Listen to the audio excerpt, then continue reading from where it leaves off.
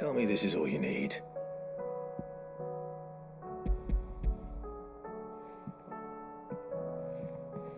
Aw, you make it sound like I asked you to save the world or something. Tell me this is all you need. It's most of what I need. After you left, I went over the figures again, and I realised I'd forgotten a 1 and a 0. And And a cogwheel. Just a tiny one. Though, that's the problem. Gears that small are a bastard to make, and I may have lost the one Blackthorn spent a fortnight toiling over. wait.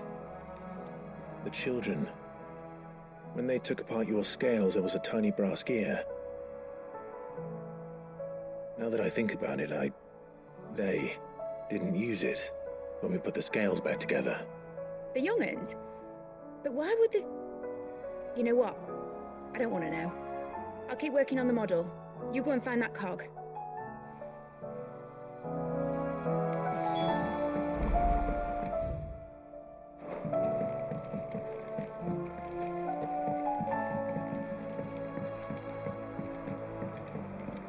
Has Midadol mentioned a new project yet? Sid! Is Mid still hiding from us? She wasn't hiding. She's fine. She's just busy working on her next project. A new invention? What is it? What is it? Is it an airship? I bet it's an airship! Do you think she'll let us help? That just so happens to be why I'm here. She needs something special, something only you three can provide. A brass gear. A tiny one. One that might fit on, say, a set of scales. Oh, the one you forgot! We remember! We saved it, just in case. It's in the bag of bits.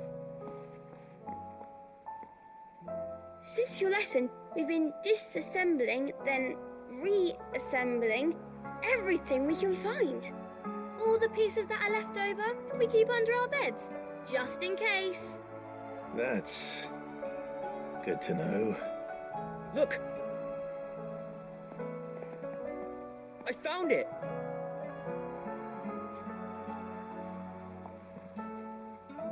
Is that all? Just the gear? We have more parts if Mid needs them. That's all for now. But I'll let Mid know about your hoard. Just in case. Thanks, Sid.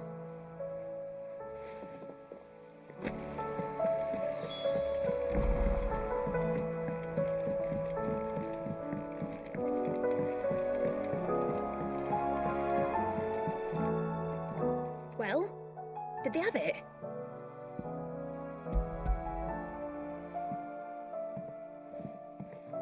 They did. And they kept it somewhere nice and safe. Will it work? Will it work? It's perfect! You're a genius, Clive. What exactly are you going to use it for? Only the most important job of all. The wings aren't going to move on their own, but with the right cog in the right place, well, you just wait and see.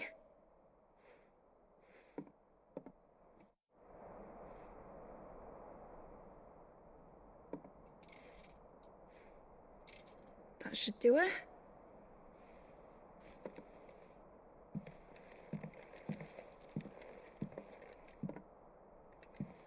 Here goes nothing.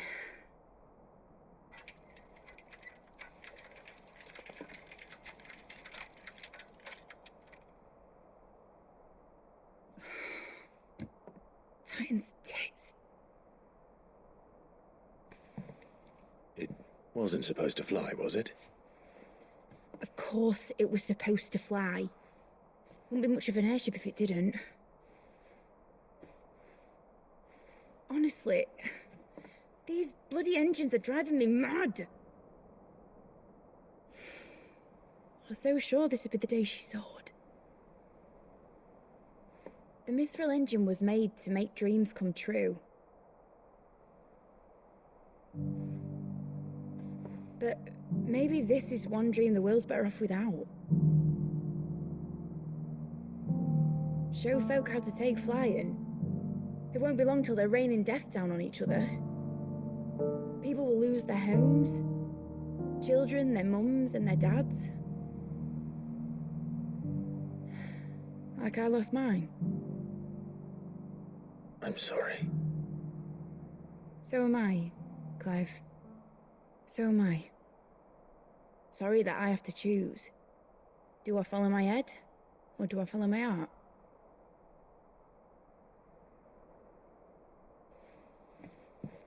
Good question. The first time I stood on the deck of your ship, felt the wind in my hair. It was like I was flying. But imagine how it would feel to actually do it. My dad always said there were two ways of living life. Chasing a dream or shuffling to your grave. And he were right. Right about a lot of things. Not that I like to admit it. People need dreams to chase. Especially in a world like this.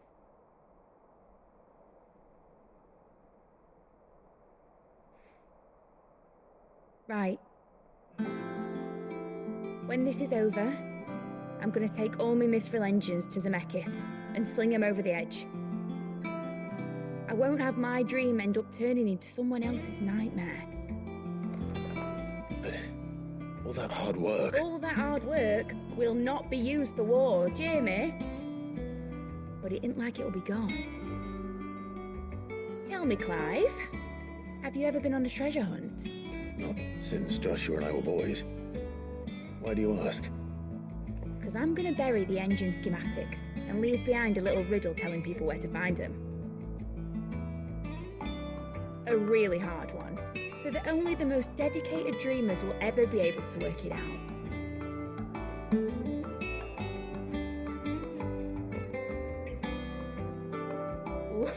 Ooh, I can picture it now. Some daft general squinting at the words with a gormless expression on his mug. Like that one, yeah. Right.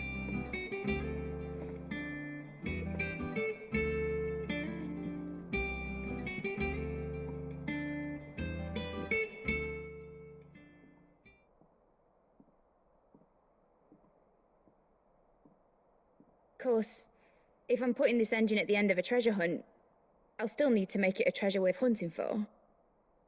Won't be much of a prize if it couldn't even make a toy boat fly after all. My dad always said, dream big. But it ain't the size of a dream that's important, is it, Clive? Only that it's a good one. And I reckon I've got a fair few good uns left in me. I'm sure you do.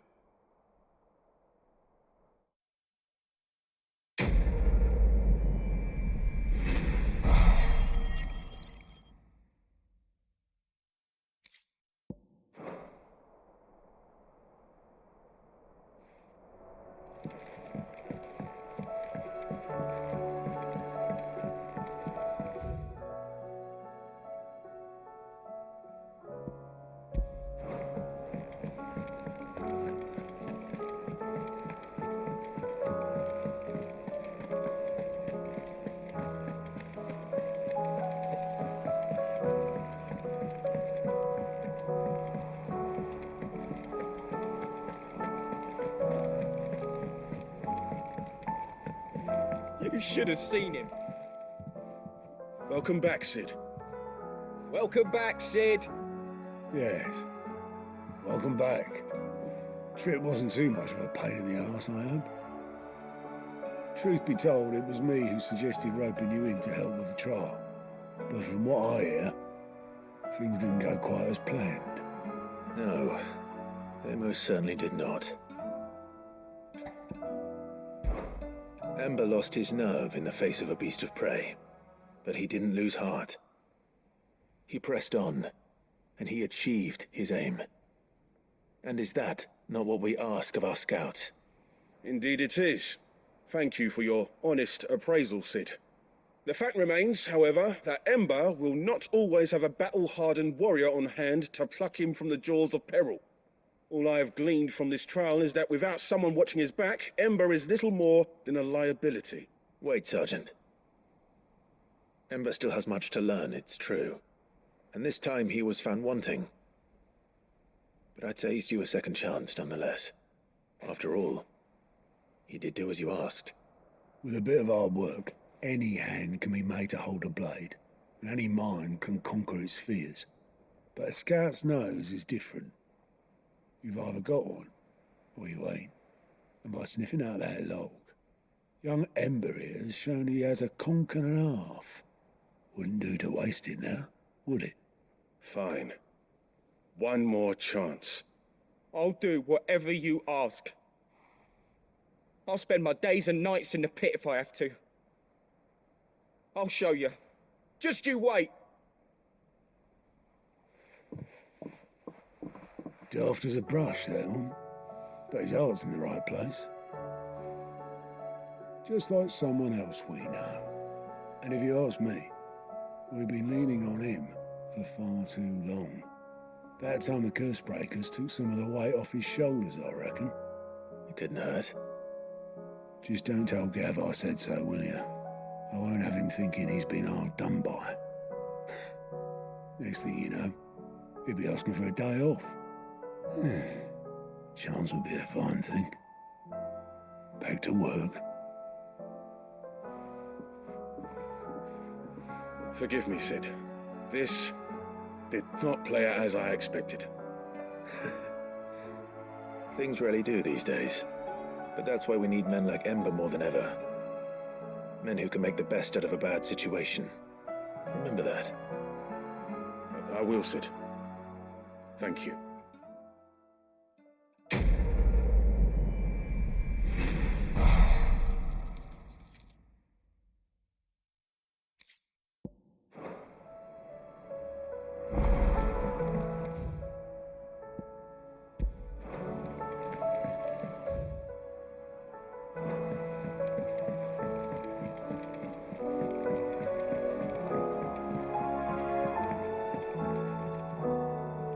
Uncle, I bring good news. The Field Marshal has agreed to your plan. Ha! Of course he has. I didn't doubt you for a moment, dear boy. Rutherford is accompanying him back to your manor in Porterzolder as we speak. They will await your return there. As will one other. One other? Who, exactly? Lord Havel was concerned that even if he could get the realm's armies to agree to an accord, he might not be as successful in convincing those with political power. He asked if I might have a solution, and I suggested a certain Imperial Lord Magistrate turned Liberator. One of your co-conspirators? Master Quinton would probably call me one of his, but yes. Another outlaw, then. Just the thing we need to put these rotten politicos in their places. Good thinking, Clive. I'm glad you approve. The more the merrier, eh? Uncle, assuming Havel and Quinton can solve our problem with the armies, you still haven't mentioned how we might manage the grain shortages. Oh, don't you worry, my boy. The 7 high houses will be seeing to that. They have all agreed to make the most generous of donations. Oh, of course, it did take a little persuasion. But luckily I had some unexpected help. From who? Why, you, my boy. Rumor has it that you rescued the Lady Ariane's head steward Rockford from a horde of bloodthirsty bandits. It was more of a handful. Well, the old battle-axe was so pleased. She had a shipload of talents delivered to my private docks by the next new moon. And when the other houses saw the parsimonious old crone's purse strings finally loosen, they as good as tripped over themselves in the rush to follow suit. I'm happy to hear it. Now, I must be getting back to the manor. Join us there at your earliest convenience, would you? Of course, Uncle.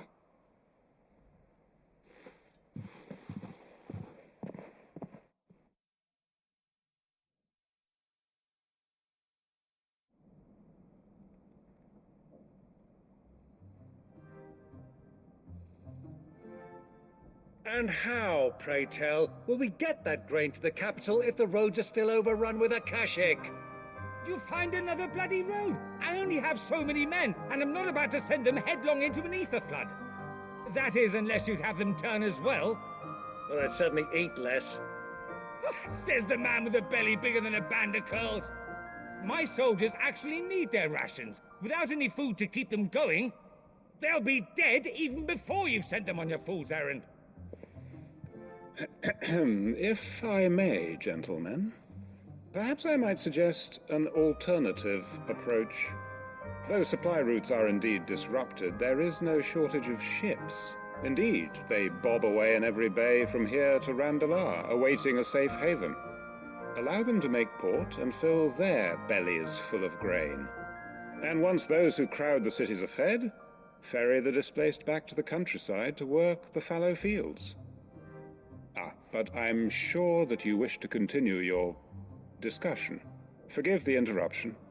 Two such firm friends as yourselves need no help from the likes of me. Rutherford spoke fondly of the great bond between you. Us? Friends? I can't stand the man. Clive, I'm beginning to question the quality of the company you keep. And what kind of company were you expecting him to keep? The man's a criminal. Criminal? How dare you? You are not fit to breathe the same air as this fine, upstanding young gentleman. Upstanding? He calls himself Sid the bloody outlaw. Once more onto the breach.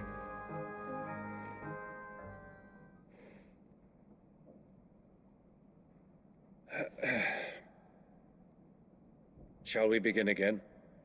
What we seek here is not to create a new nation, nor to claim the thrones of those that already exist. We wish simply to bring stability to the realm that mankind might weather the current storm.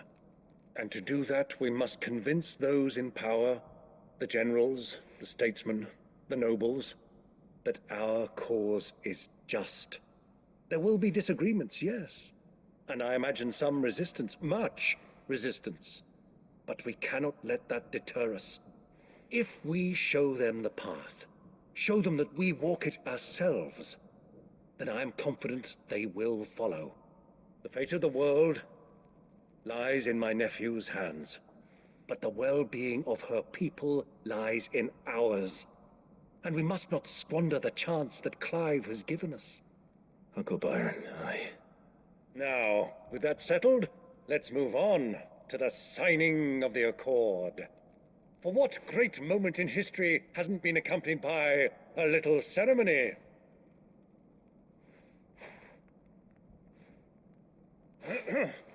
Citizens of Valisthea, I present to you the Tri-Unity. Rutherford, Mike Will.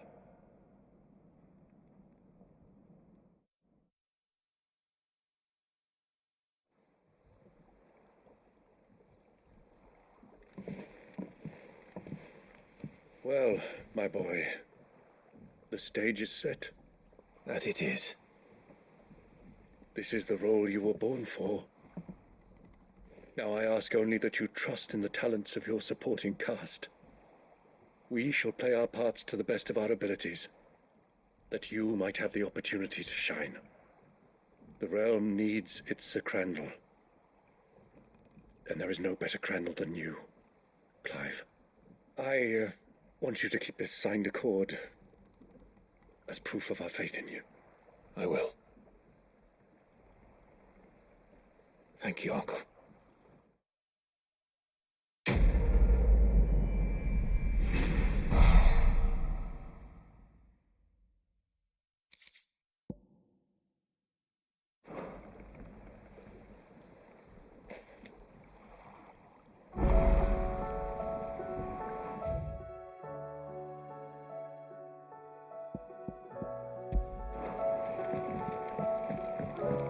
What do you think that thing is?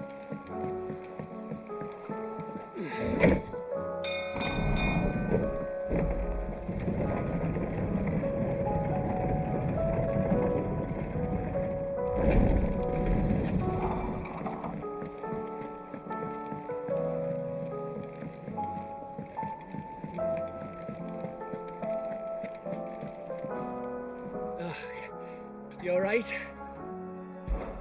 Something troubling you? No more than usual. It's just... Etta's baby will be coming soon, and I wanted to make something for it. I'm sure she'd like that. Back in the north, families would always make gifts when a bairn was on the way. Yeah, let the little tykes know they were welcome in their new homes, like. So, what's the problem? Well, the problem is that Etta's due any day now. I don't know if I'll be ready in time. Is there anything I can do to help? You know, there just might be. All right then. What exactly are we making? A good luck charm. But not just any good luck charm. Not just any. No. One made from the feather of a silver chocobo. There's naught lucky in all the realm, or so we used to say back home anyway. Thing is, they're hard to come by. Had Otto and Karen check with their suppliers, but nothing. I'd try and track one down myself, only... Only the big day is fast approaching. And that's all you need, a feather. That or the bird whose horse it's attached to, aye. I was gonna start by asking around with travelling traders plying the northern borders. Well, there's no shortage of those passing through Martha's. I think I might make that my first port of call. I'll let you know if I find anything. You're a good friend, Clive. I won't forget this.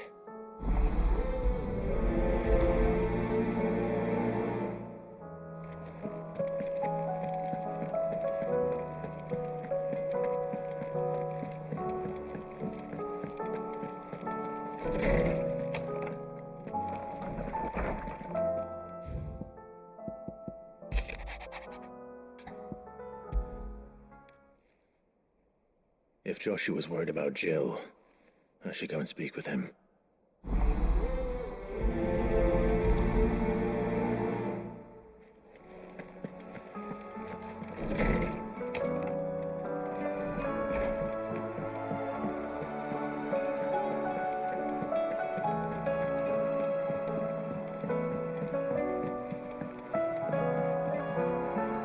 Joshua, I read your message. You're right.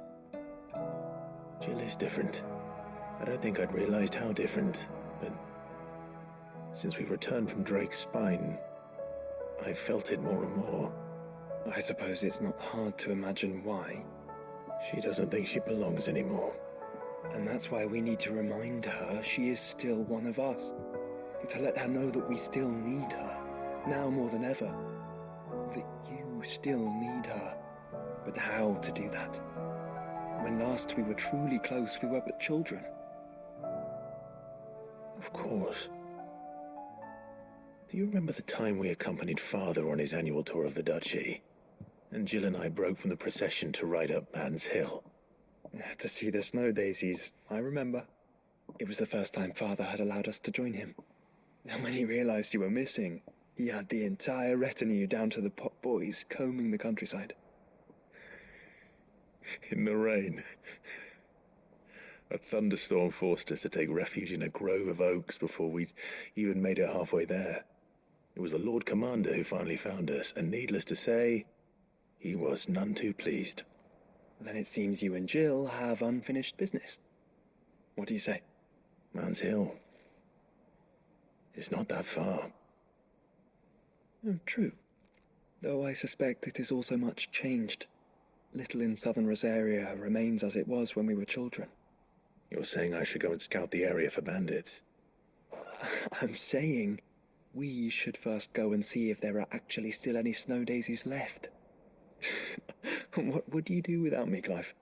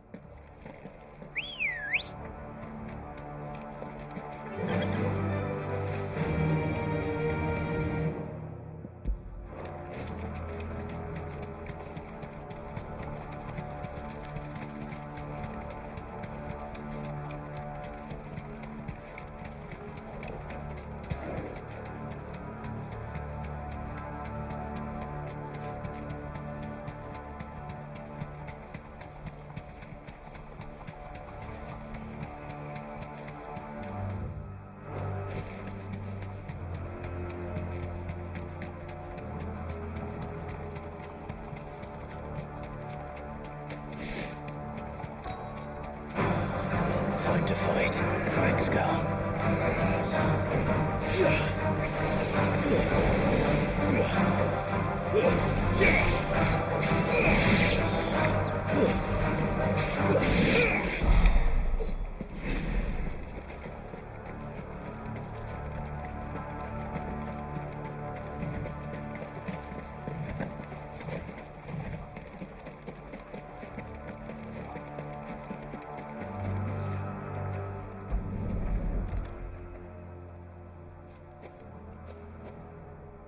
He'll be able to see all the way to Stone here.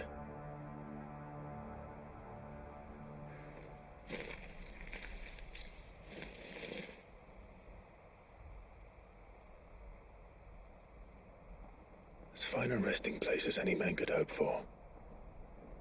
Reunited with those he loves at last.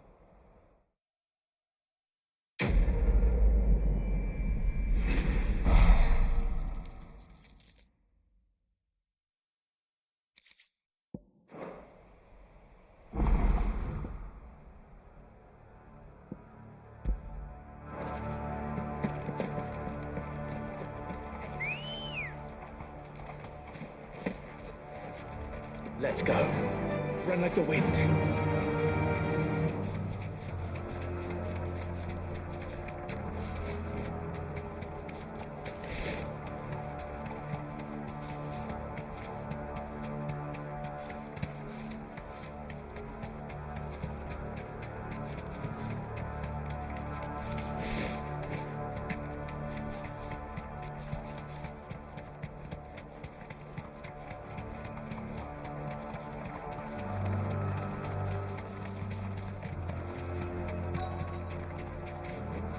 Be safe. The entire village looks abandoned. Now, which house would a bookworm live in?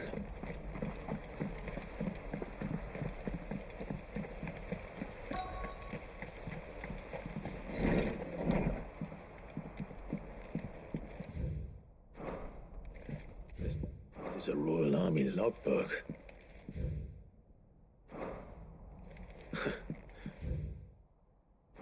His interests were certainly varied.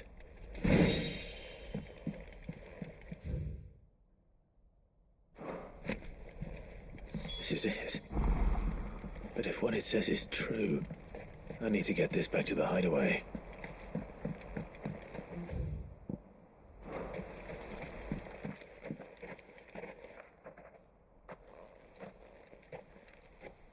Leaving so soon, stranger? We've been watching you. From a distance, so to speak. Subtle. I know who you are. Then we need not waste time on introductions. Hand me the book. Leave it in our care and return to your life. Your care? Do you mean to burn it or bury it? That is not my decision to make. But by one means or another, its contents shall be removed from the common record. Then I'll have to politely refuse. I won't let you erase our history. Then we find ourselves at an impasse. Very well. The book can just as easily be pried from your dead hand.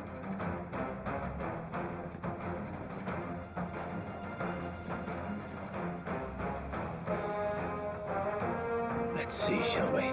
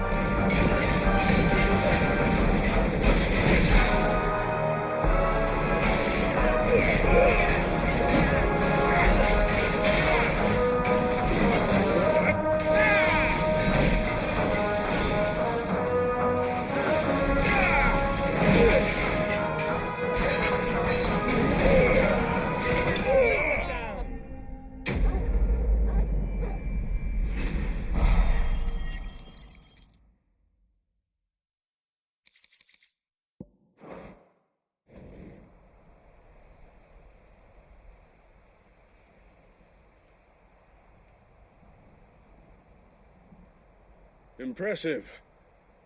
But we have other means. We shall claim the book yet. Why do you want it so badly anyway? It lays out in no uncertain terms the vanity and avarice of mankind. It tells the shameful history of the persecution and oppression of a gifted few by a giftless many. Would you say that this interpretation was correct? I don't know. You don't know. Your sword may be sharp, but your wits are dull. So let me answer for you. There is no correct interpretation of history. That a series of events took place may be proved beyond a doubt. But there can be no single, immutable explanation as to why they came to pass. It is a question of numbers and of belief. If enough people believe that a set of events occurred for a reason, that belief becomes the truth. So you're trying to control the truth? We are trying to protect people from themselves, from knowledge that would bring them naught but pain. That is all. You may keep the book, for now. The world is small. We shall meet again. Until then. Wait! Damn it. Let's get this back to Vivian. Perhaps she can explain what that was all about.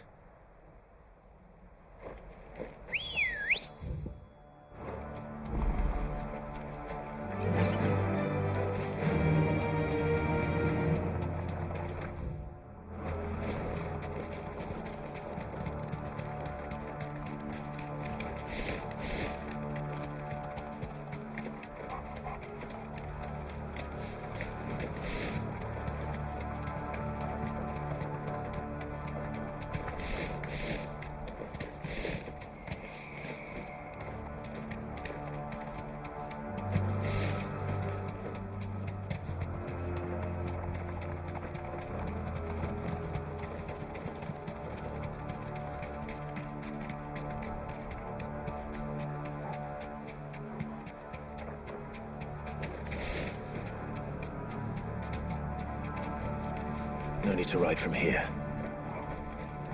This must be the orphanage. Hopefully the registry is still here.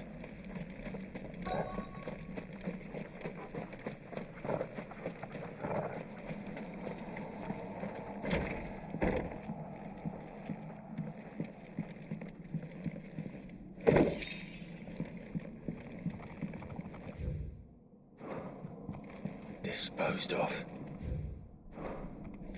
Conditioning. This is nothing short of torture. Herman was...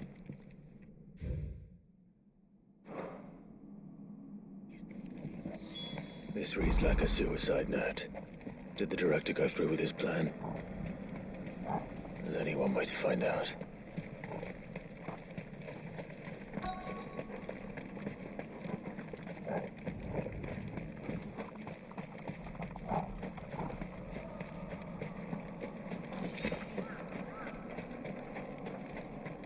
Forked white tree. This must be the place.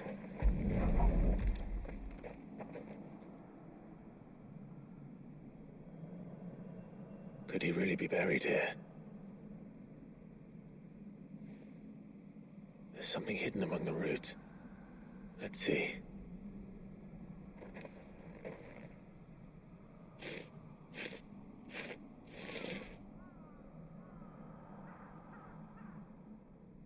This must be the registry.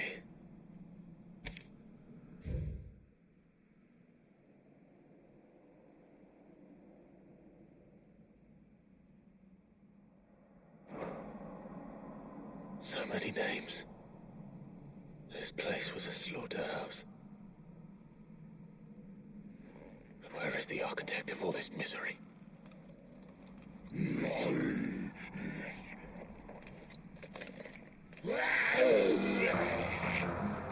It was only a matter of time, I suppose. This place is cursed.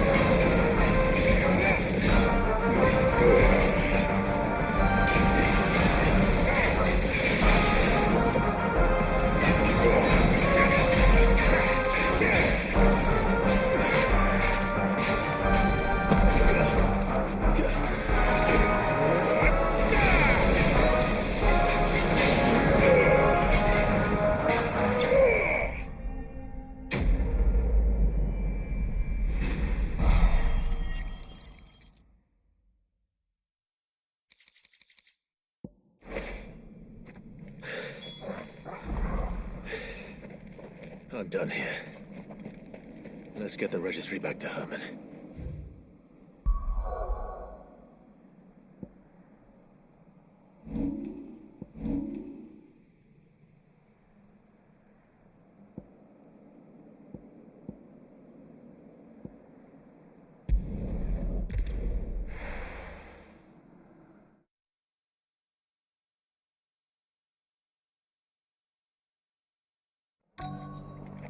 Let's hope one of the merchants here has what Gav needs. Excuse me. I'm looking for something. Oh, well, then I'm your man. A silver chocobo feather. Oh, or maybe not. Though you're not the first to mention the bird around here. There was a man stopped by the rest not long ago claiming he was attacked by a silver chocobo near some gutted hovel not far from Eastpool. Most took him for a braggart and a liar, but who knows? Perhaps there was some truth to his tale. We'll see. Thank you.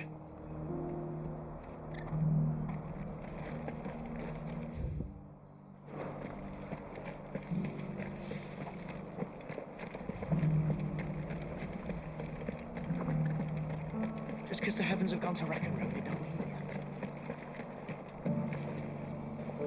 How do, traveller? You've the look of a man who could do with a new whetstone? Or perhaps a bawdy etching of the Vicerine? Maybe another time. I'm looking for a silver chocobo feather. If that's the case, rumours are all you're likely to find. No one has seen a silver chocobo for years. Word is they were all hunted for their feathers. Some northern nonsense about bringing good luck. Didn't bring them much, nor their bows. If any are still out there, I reckon they'll be doing their damnedest not to be discovered. You're probably right. Thank you anyway.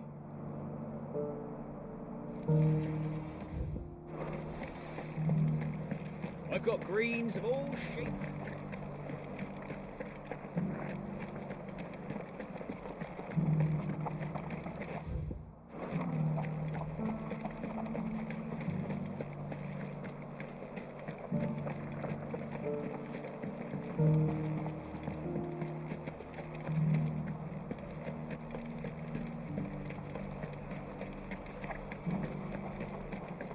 Look, Daddy. Shiny.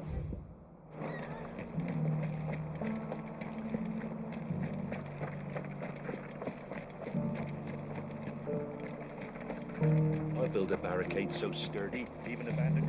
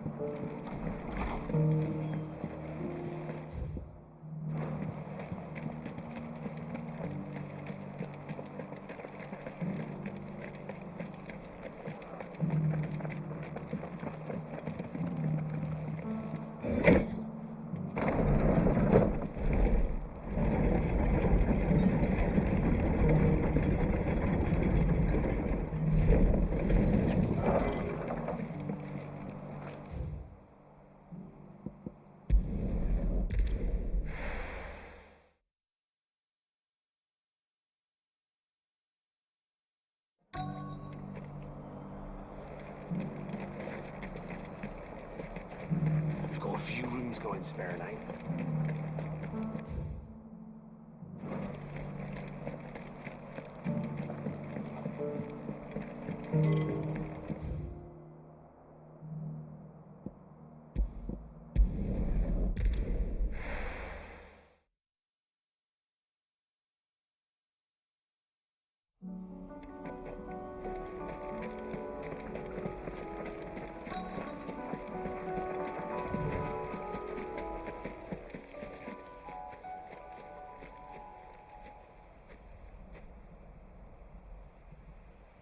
This is the place, but... I'm sorry, Clive.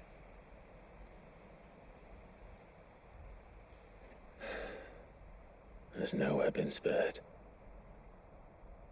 What do we do now? We keep looking. Man's Hill cannot be the only place where snow daisies grow. Perhaps, but it's the only place I know of. Knew of. Then why not ask someone who might know of another? Someone at the backyard. To the hideaway, then.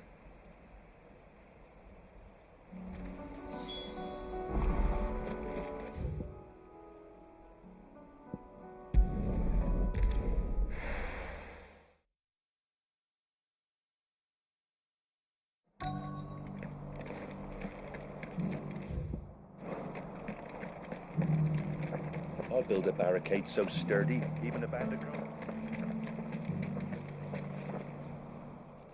Can I help you with something? You wouldn't happen to sell silver chocobo feathers, would you? I deal in fruit, not fancies. But if it's fancies you're after, I suggest you try Rhiannon's ride. Was a silver chocobo seen there? Oh, yes. If you believe the ravings of a madman. It wouldn't be the first time. A silver chocobo sighted in the hills near Rhiannon's ride. It sounds almost too good to be true. But since I'm already here...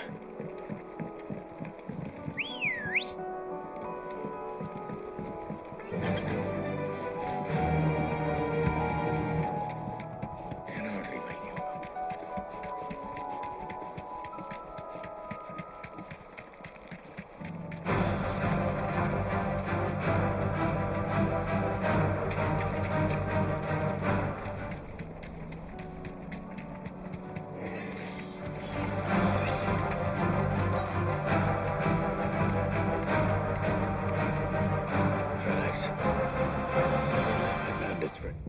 Change. Straight home now.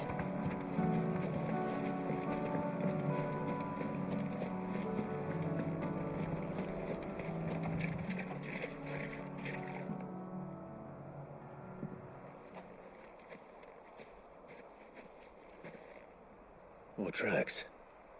And these look fresh. The chocobo was here. And recently. Perhaps it still is.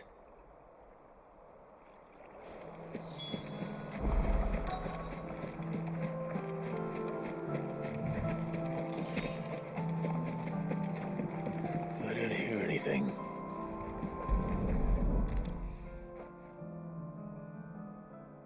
Well, I'll be damned.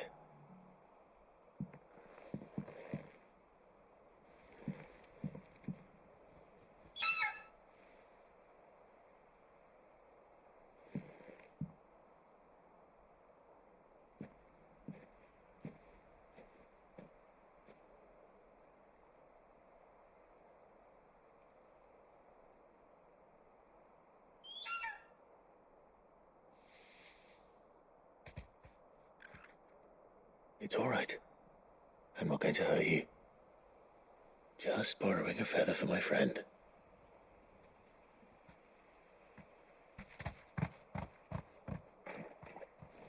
Thank you. Let's get this back together before they change their minds.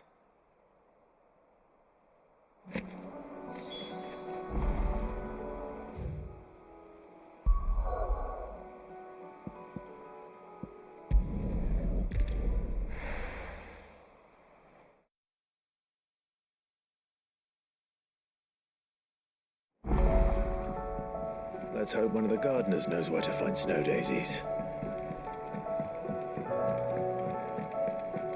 It was no trouble. Clive, you're back. How'd you get on? Any luck? Any luck, you say?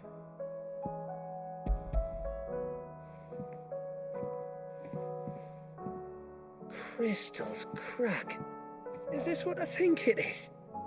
Where in the hell did you find it? It's a long story.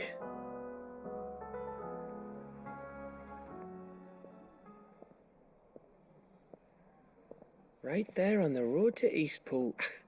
Who'd have thought it? Everything up there's been abandoned for years. The empty cabin made for the perfect shelter. Though I fear my presence may have forced the poor creatures to look elsewhere. Don't blame yourself, Clive. The blight's right on Eastpool's doorstep. They'd have had to move on before long, even if you hadn't have turned up. They'll find a new home. Trust me. After all, that's what us endangered animals do. Anyway, what matters is, you managed to nick us one of their quills before they could run off. And now all that's left is to fix it to the carving. I didn't know you could carve. Reckon there's a lot you don't know about me. Like the fact I'm as good with a whittling knife as I am with a sword. And that bone Ember gave me's a dream to work with. What did you say it was from again? An Avis? But it weren't your Avis, Sid. I slew one of my own at last. So all those long nights in the pit finally bore fruit. I'm proud of you, Ember. Don't speak too soon. I ain't done my trial yet. There we go.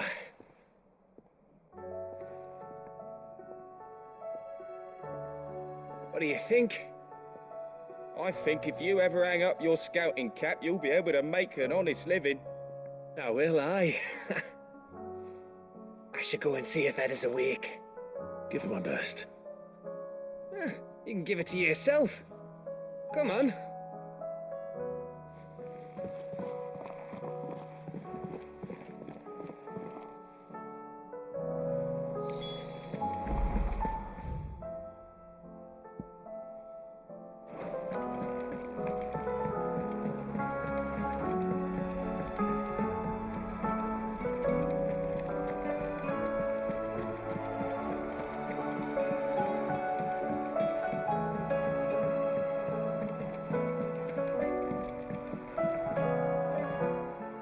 Vivian. I found it. The book you lost.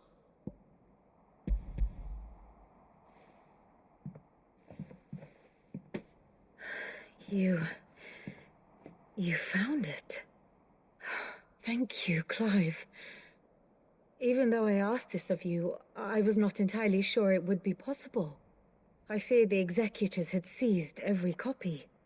I met with one of these executors, and I convinced him to let me keep it. He told me something. That the truth is just a matter of collective belief. And that if enough people believe a lie, that lie becomes the truth. It does. But it also means that the truth is not immutable. That it can be changed. Provided that those who wish to change it can convince enough people that their perspective is the correct one. As the sad history of the bearers proves. You said that the book inspired you to become a scholar. It did. Or its author, rather. She was a heretic, you see. A firebrand and a dissenter. A gallows stood ready for her in every corner of the realm. And by shunning society, or perhaps being shunned by it, she stumbled upon a truth so potent that an entire realm trembled at the prospect of its utterance. I, too, have always felt somehow set apart from the world of men. A stranger to my own species. She taught me that my solitude was not a curse, but a gift. And that, though my journey to the truth might be a lonely one, what I found at my destination would be more than worth the cost. Do you still feel that way? That you're not one of us? Honestly, I'm not entirely sure anymore. Since coming to the hideaway, I find my thinking somewhat clouded. Perhaps the result of studying mankind from a rather closer perspective than I had intended. But the more I study, the more I find value in this perspective. In looking not from the outside, but from within. So if you'll permit me, I'd like to continue my work here. Remember, Clive, when enough people believe, belief begets truth. Give the men and women of this benighted world the gift of truth. Make them believe in you, as I do. I'll try, Vivian. I'll try.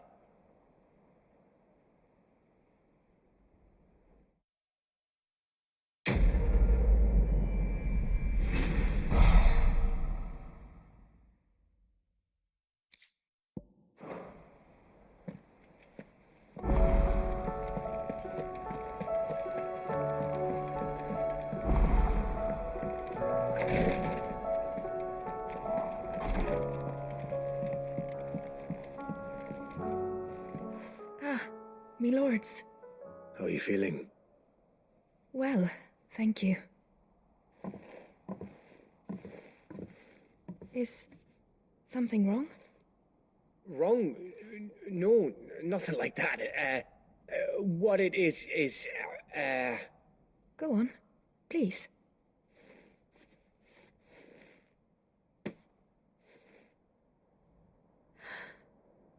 It's beautiful. Did you make it? We did. Aye.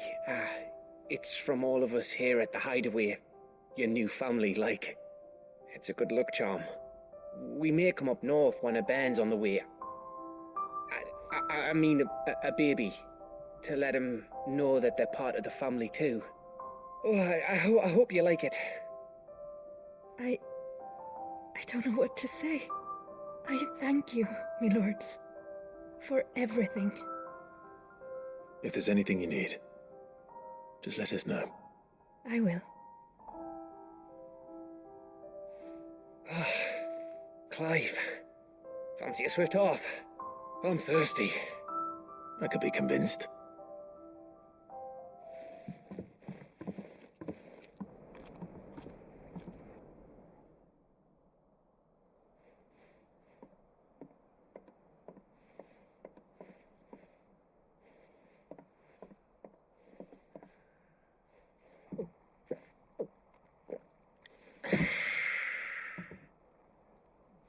Don't you think you've had enough?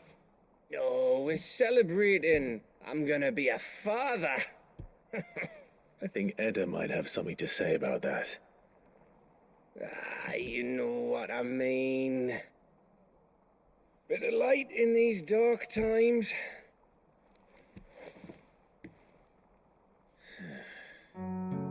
Wasn't long after me 10th name day.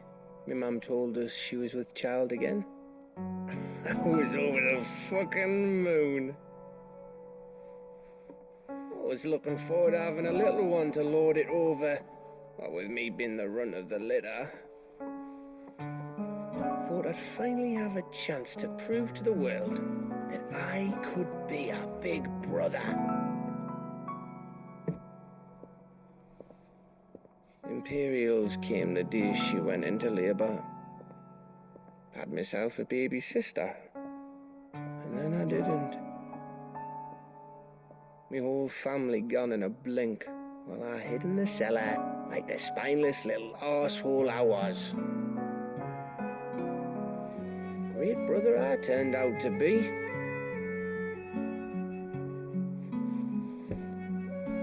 I'll never be a leader. And I'll never be a hero.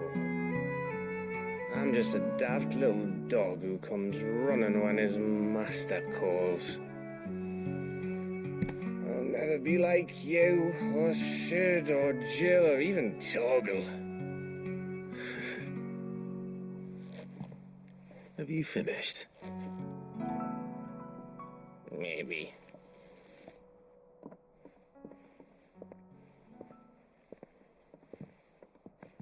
Do you know why you're our best scout?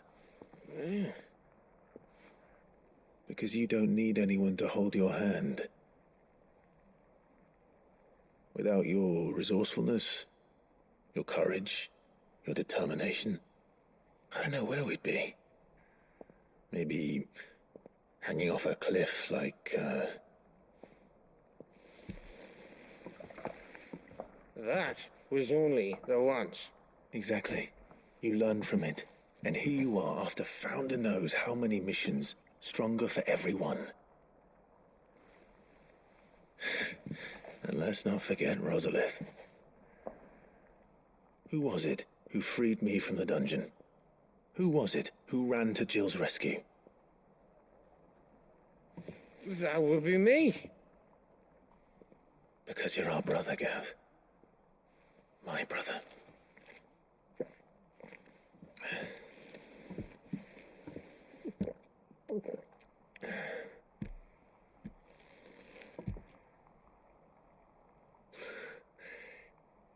Your brother.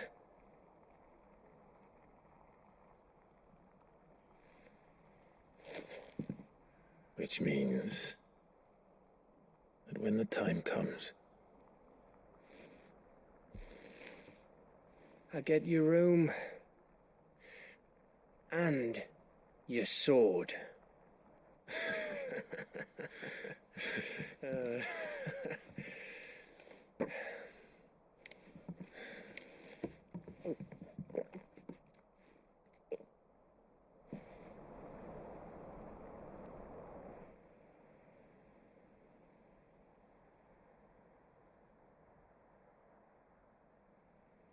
I may have had one too many.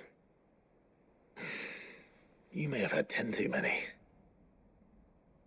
I said I was thirsty. Better get back to work anyway, after I walk this off. Clive? What is it? Thanks for, you know. I know.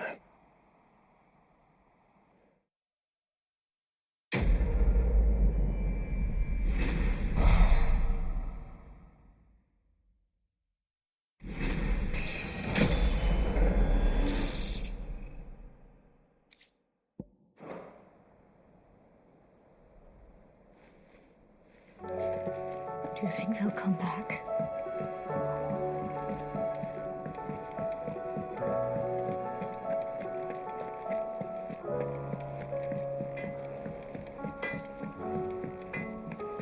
Say what you will, Lady Karen has seen herself.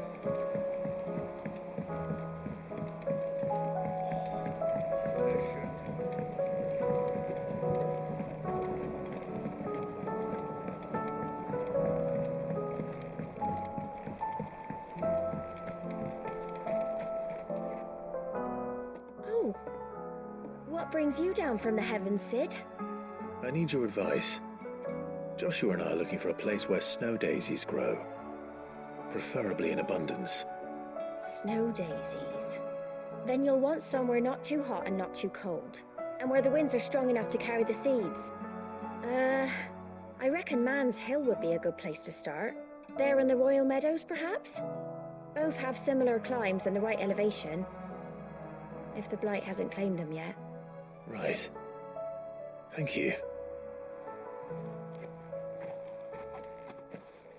Did you learn where we might find our flowers? The gardener here mentioned the Royal Meadows in Sambrac. Ah, the fields beyond Northreach. Well, if that's the case, then Yote was right. I recalled that she'd kept the record of our travels, you see. So I asked her if she'd perhaps noted anywhere that snow daisies grew, and she mentioned Oilefeist Bay. Whose shores border the meadows. Off we go then.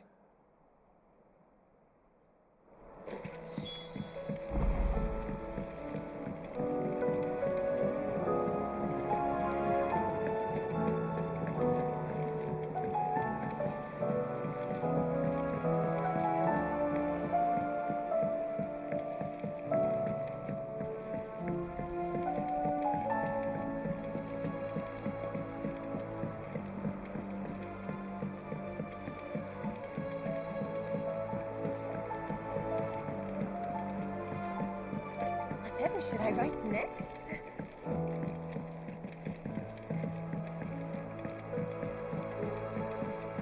Do you think Sid will tell us about his adventures in Ash?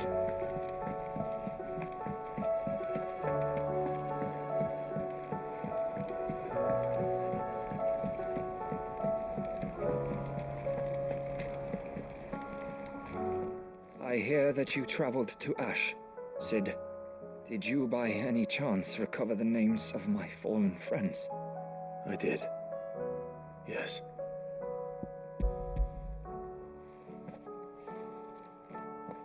If I may. The bearer registry.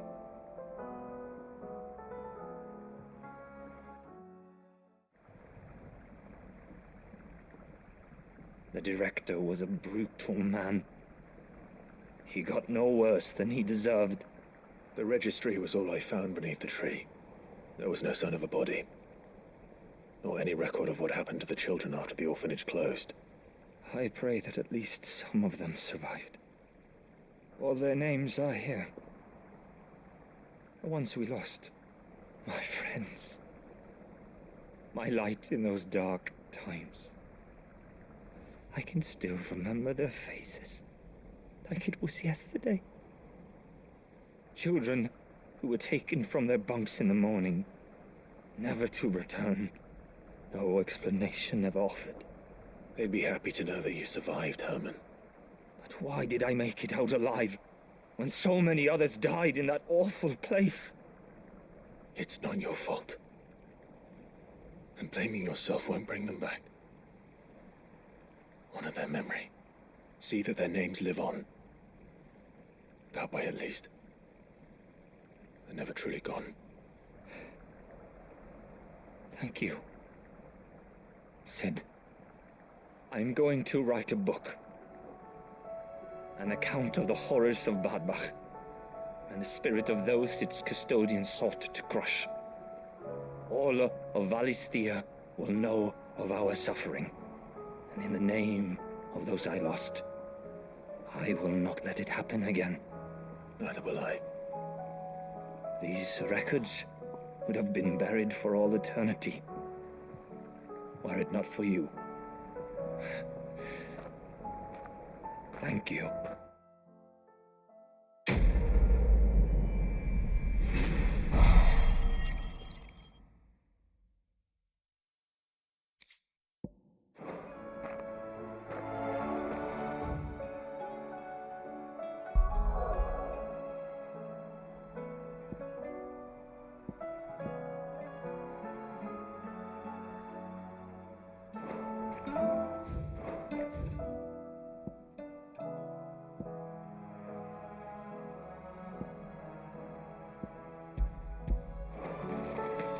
Do you suppose it's magic keeping the thing afloat?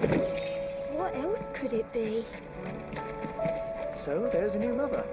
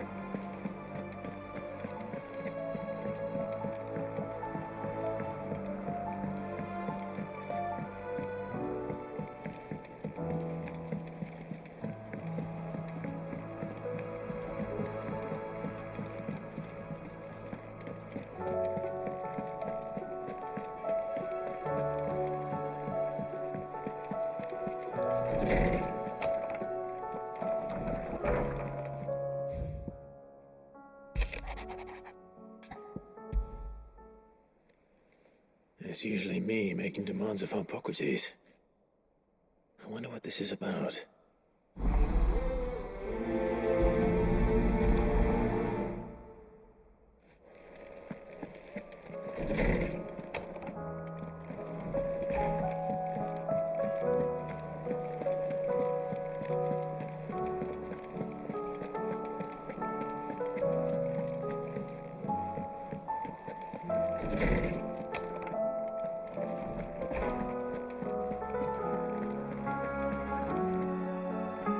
Lawsman Hippocrates. I received your note. Ah, yes. I expect you're wondering what this is all about. You spoke of making amends with Dion, but I can't imagine what for. Then I should begin by telling you that I was once his tutor. This was some years ago, of course, before I joined Sid in his hideaway. At that time, I was counted among the foremost scholars of Oriflamme, and was accordingly invited to the palace to supervise the young prince's education, all to ensure that the future emperor had a firm grounding in, well, everything an emperor should. History, religion, commerce, government. Alas, our time together was cut short when Dion left to join the Dragoons, his studies no longer being deemed necessary.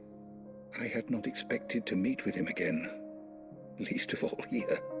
Have you spoken with him? No, I have yet to find the right moment. His Highness always seems so preoccupied, especially when alone. I would not wish to disturb his ruminations with idle words of greeting, not when I know he dwells upon the evil Ultima had him commit in the Dominion. The guilt weighs heavily on him, I know. But as you say, that was Ultima's doing. Surely you can't blame yourself. When I first met him, it was not guilt, but his people's expectations that weighed heavily upon him, and I did nothing to ease that burden. He bore it alone, until the day he could not bear it any longer.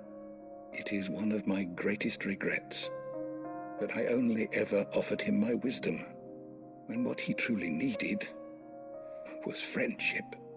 The blame for Dion's transgressions lies not only on his shoulders, but on mine.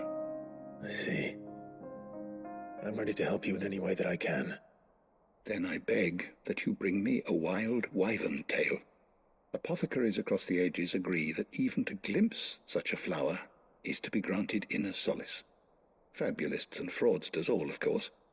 But there is oft a seed of truth to be found where even the most outlandish opinions align. Well, it can't hurt to try. Where can I find this flower? And how will I know it? You have seen cultivated wyvern tails before, I trust. The lily-white blossoms from whose roots the poisonous ink for the brand is distilled. Well, those which grow in the wild differ only in their purple hue. The harsher the environment in which they are raised, the deeper the colour. There is a waterfall in Rickmal's roost across the strait, where the flowers once grew in abundance. Whether they still survive there, I know not.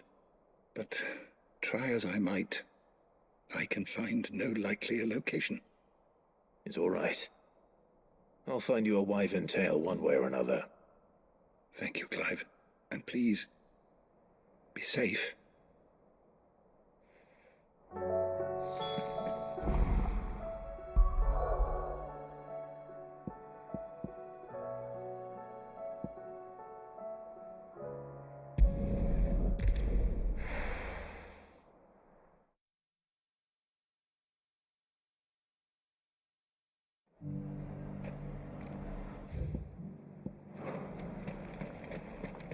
And how might I help the garrison today?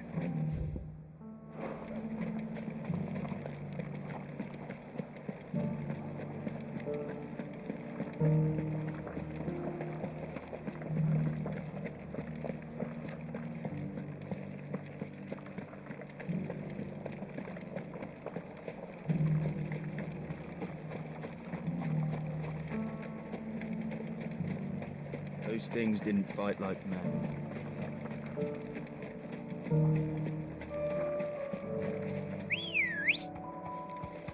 Come on. Yeah!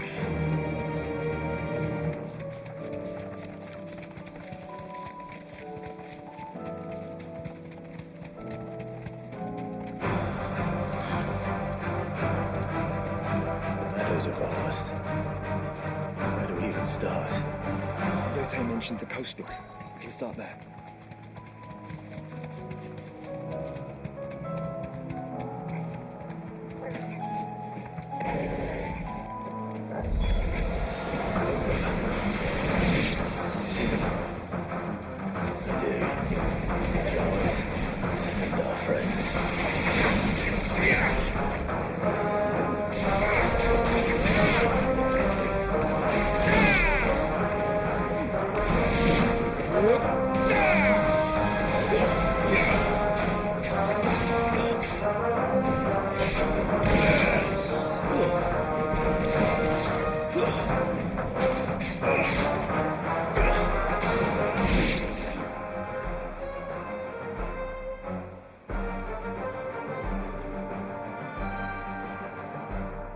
What do you see, boy?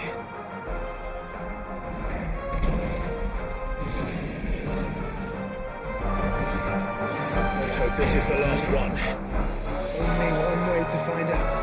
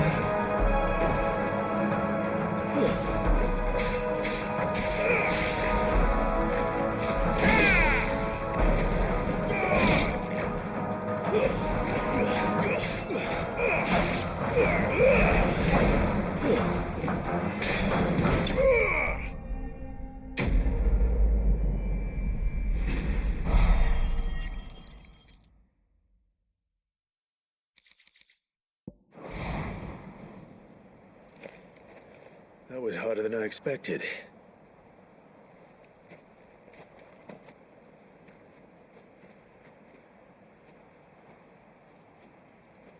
But found her. It was worth it. They're beautiful. Do you think Jill will like them? She'll love them. Come on. Let's go.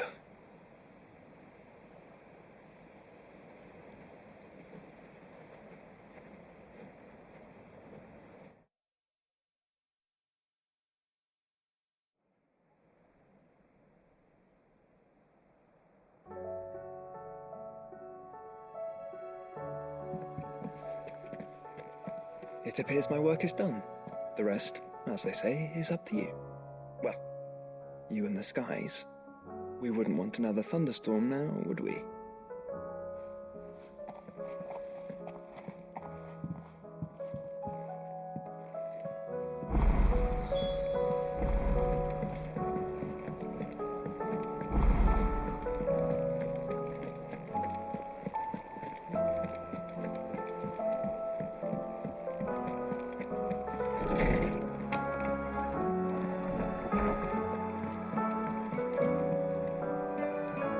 Jill, there's something I'd like to show you. There is? And where might this something be? It's, not here. Now, I know this is sudden, but how would you fancy a trip to Oriflamme?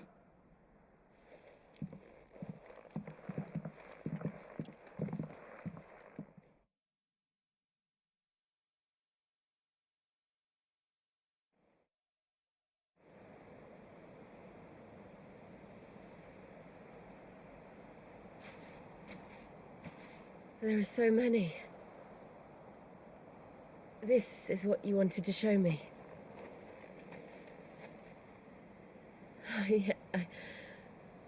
I don't know what to say.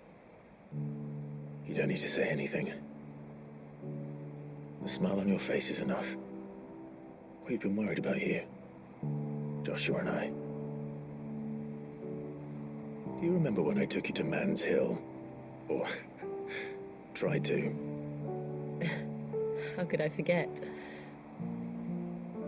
You saw me crying and thought a change of scenery might lift my spirits. In the end, it earned me a nasty cough and a stern scolding from your mother. But I felt wonderful nonetheless. I'm sorry. I had no idea what I was getting us both into. But I couldn't bear to see you like that. Before we left, my chambermaid told me she'd overheard your mother talking about my marriage prospects with some of the noblewomen at court. They were debating whether it would be more profitable to marry me off to one of the high houses instead of saving me for the ducal line. No one thought to ask me what I wanted. I was nothing to them. A pawn at best. I felt so trapped, so lonely. I didn't know. But I wasn't alone. You were there. Your hand in mine as we ran for those oaks. And I knew then, no matter what happened, I would be all right. I'll never forget that feeling.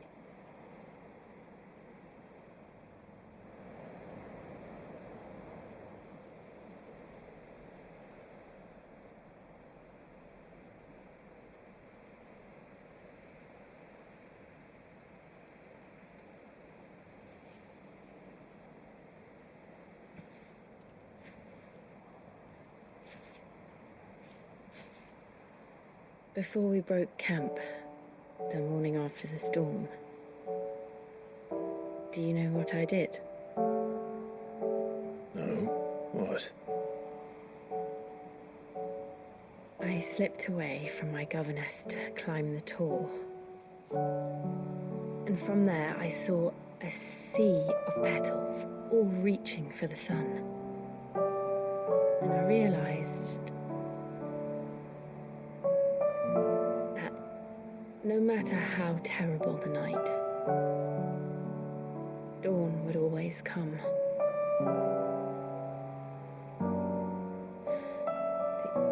That you would always come for me.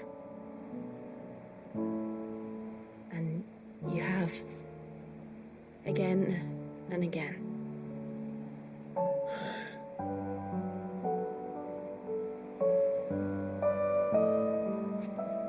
Where do you see us? When all this is over?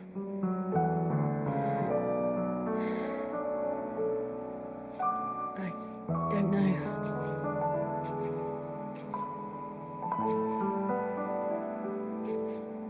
Not here, though. I think I've outgrown the twins. After everything we've been through, the realm just seems so small. I'll need some space to spread my wings. Then that's what you'll have. And I'll stop at nothing to see that you do.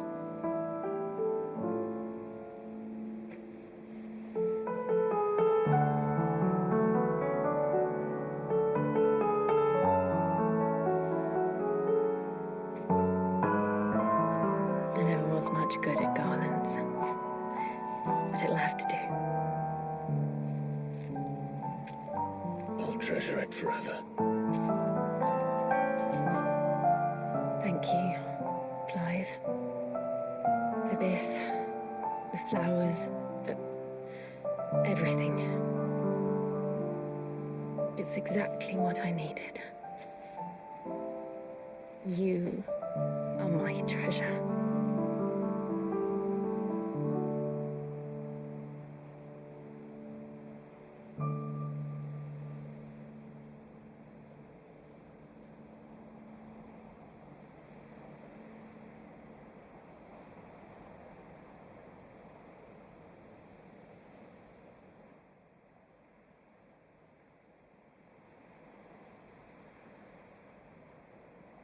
We should probably be getting back.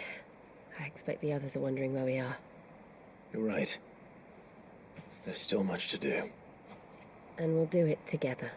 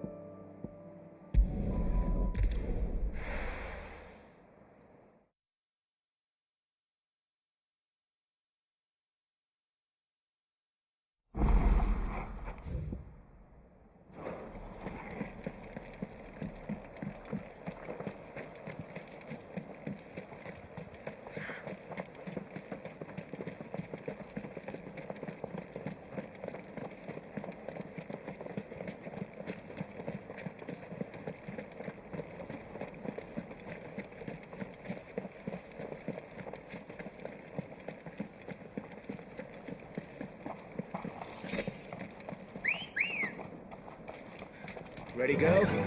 Fly, Ambrosia.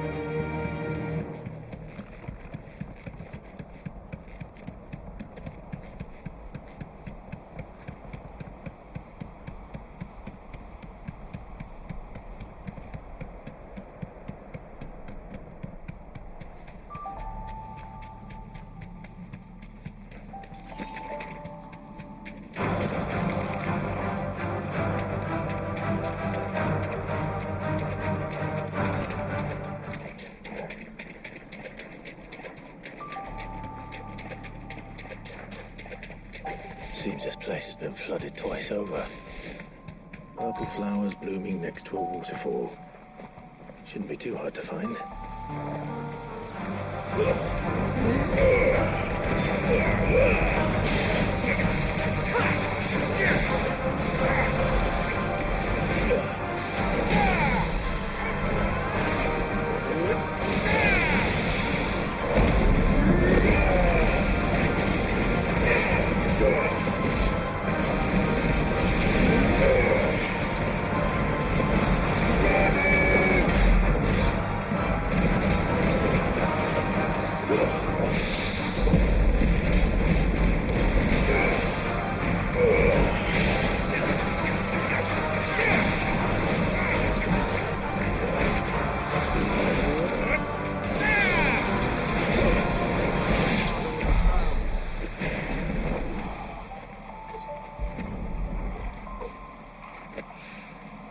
Here they are.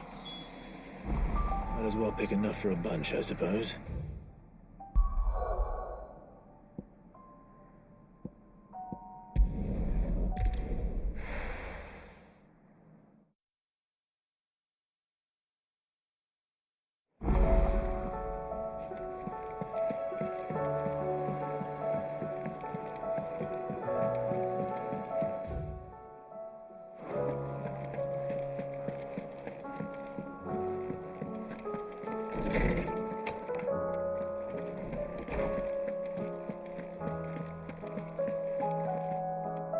Oarsman, I found the flowers you were looking for. You did?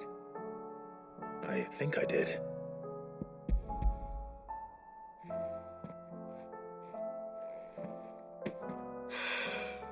You did indeed. My dear boy, thank you. You wanted to make Dion a gift of one, did you not? Shall I invite him to join us?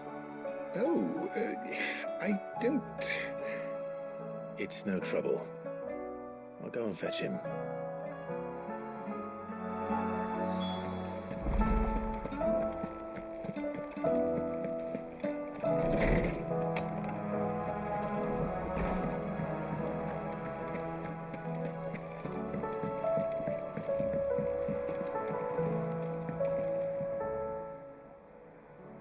Your Highness, would you do me the honor of accompanying me? No. It is time, then. No.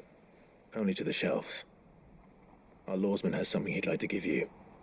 Master Harpocrates. No. I dare not show my face before him.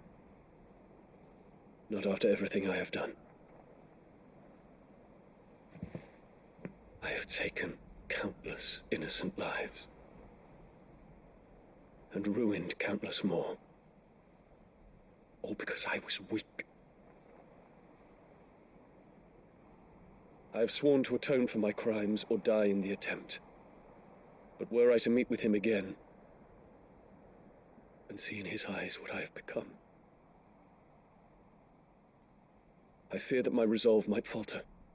Then that is all the more reason to do it. Test your resolve. Prove to yourself, and to him, how strong it truly is.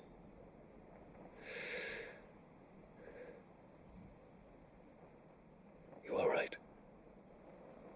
I must, at the very least, offer him my gratitude. Very well, then. Take me to him. Follow me.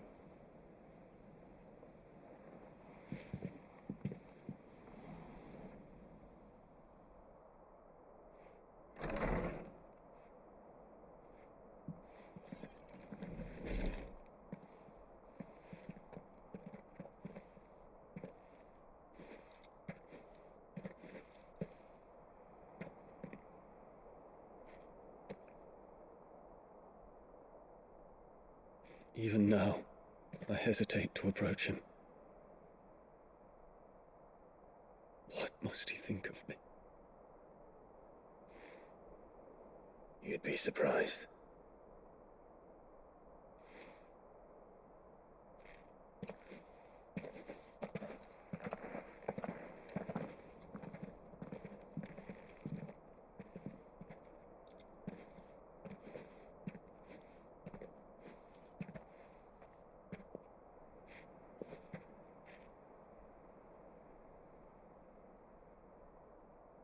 Master Harpocrates, pray, accept my apologies for leaving your tutelage before my studies were complete.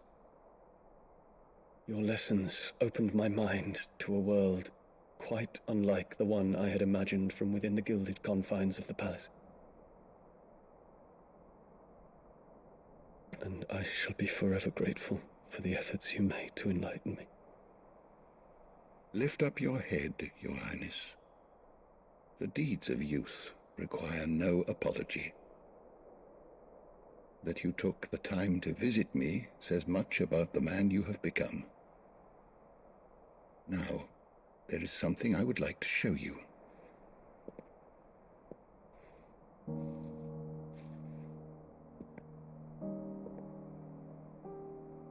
Is that a wyvern tail? The color is unfamiliar to me. Because it is unique to those found in the wild. Something in the harsh environments in which they grow lends them this striking hue. Their roots are indistinguishable from those of their hothouse cousins, but once they bloom, the difference is immediately apparent. In this flower, I see you, Your Highness. Its roots were the roots of a wyvern tail, with all that implies. But they do not define it, just as yours do not define you. I want you to have it, that it might remind you of this truth.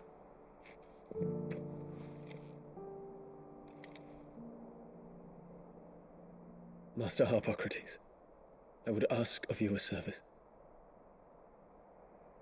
Keep your gift until I have fulfilled my duty to the realm, for only then shall I be deserving of it.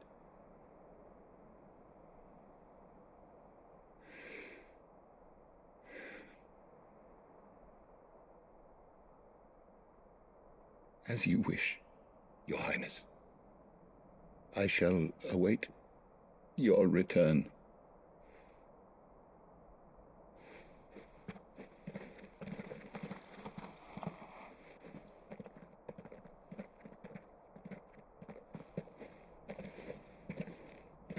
Our roots do not define us.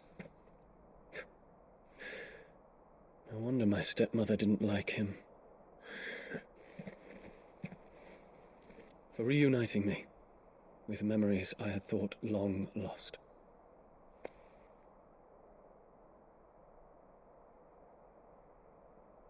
I shall not forget this.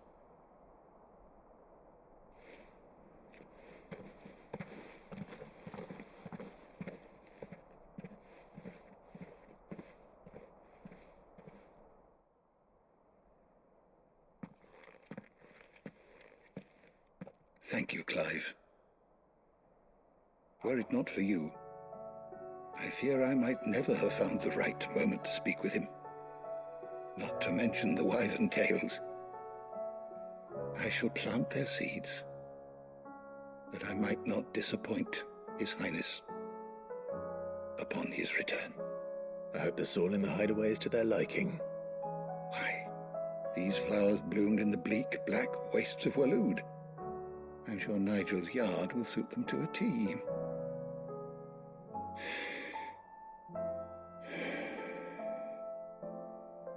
When it comes to expressing one's gratitude, I find that words are seldom sufficient.